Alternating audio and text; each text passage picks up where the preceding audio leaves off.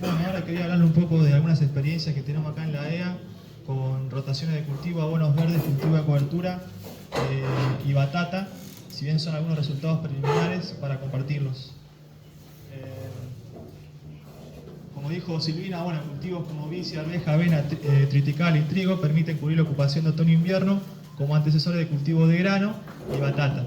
Además, permite introducir grupos de plantas al sistema de producción con variados sistemas radiculares, perfiles de exploración, que cambian la microflora del ambiente y también participan en el reciclado y reutilización de nutrientes como aporte de carbono y competencia con malezas. En el periodo 2019-2024 se llevó a cabo un ensayo de rotaciones, que es el que les mencionaba anteriormente, con cultivos de grano, cultivo de cobertura y abonos verdes, en rotación con batata de cultivar Boregar. En dos sistemas de producción distintos, uno orgánico y otro convencional en transición. Convencional en transición porque es un sistema que venía de la utilización de arado de reja y vertedera y baja cantidad de rotaciones.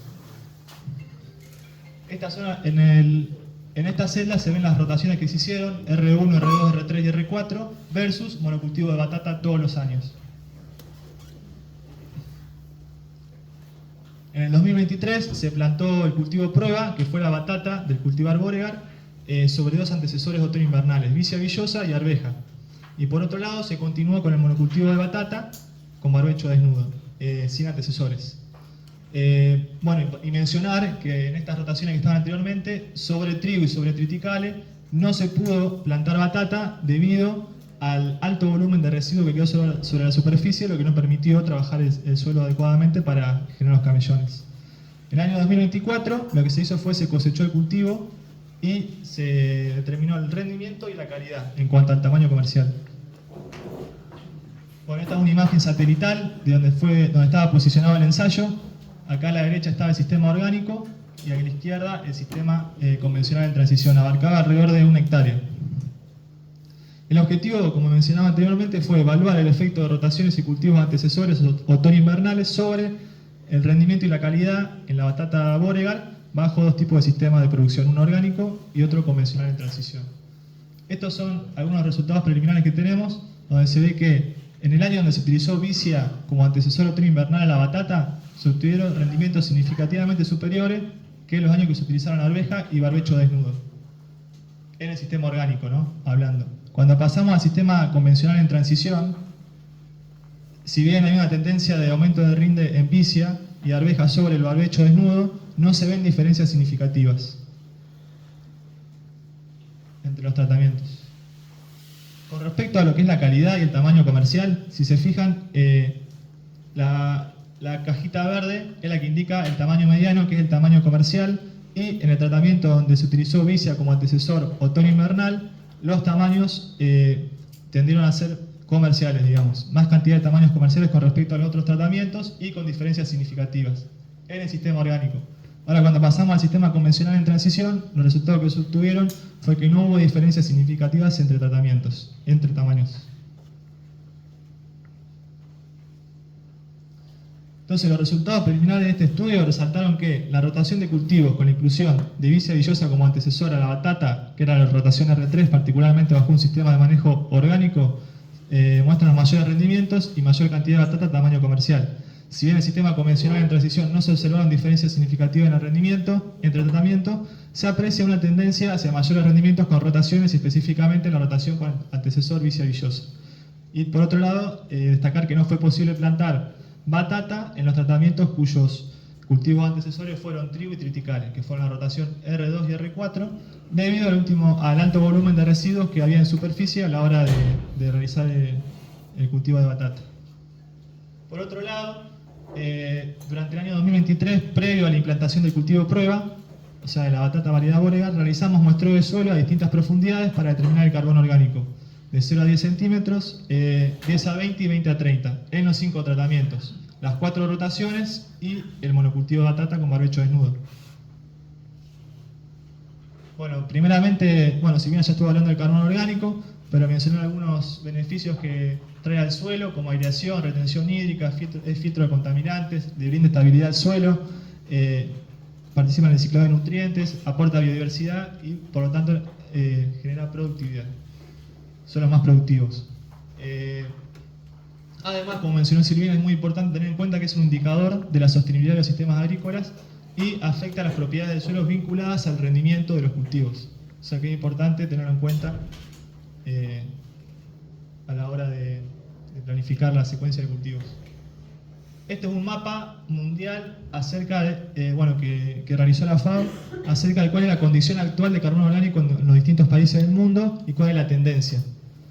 En América Latina la tendencia es a ser pobre, digamos, hay pérdida de carbono orgánico y, la condición es pobre y la tendencia es a que se va a ir deteriorando.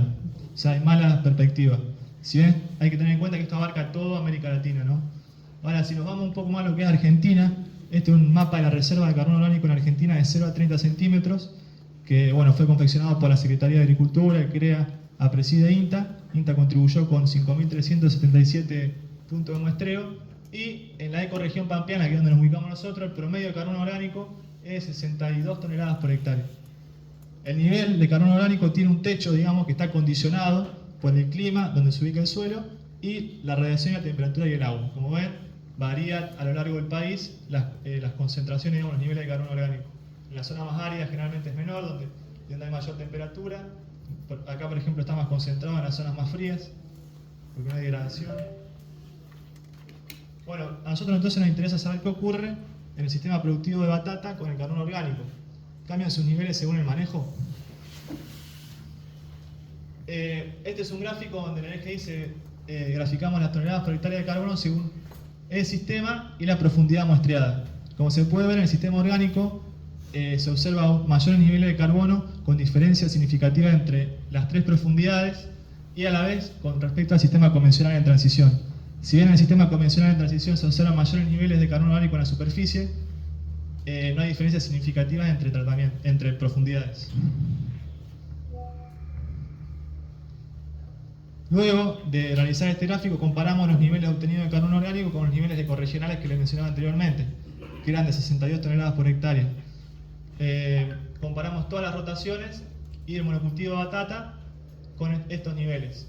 Como pueden ver, la rotación que generó los mayores rendimientos, que era con vicia como antecesor otoño invernal, tuvo una diferencia positiva con respecto a los niveles ecorregionales, y el monocultivo de batata, o sea, la batata continua durante todo ese periodo de años, generó un déficit, una diferencia negativa de carbono orgánico con respecto a lo que es el carbono a nivel ecorregional.